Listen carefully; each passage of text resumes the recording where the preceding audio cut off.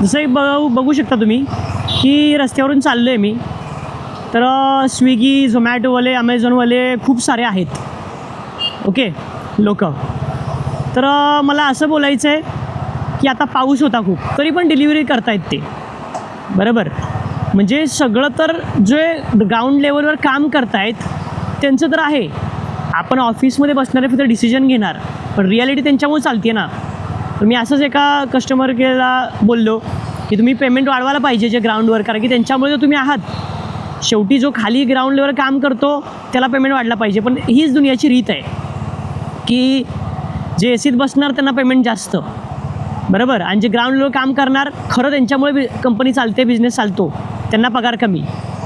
कारण की हाच फरक आहे स्मार्ट वर्क आणि हार्ड वर्कचा, बरोबर. सो स्मार्ट वर्क म्हणजे डिसिजन घेणं किंवा काय करणं, आणि हार्ड वर्क म्हणजे नुसतं गदा काम करणं, बरोबर.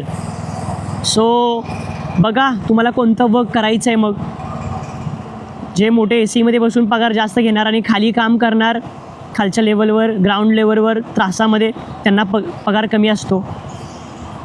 येस, हसत राहा, शिकत राहा.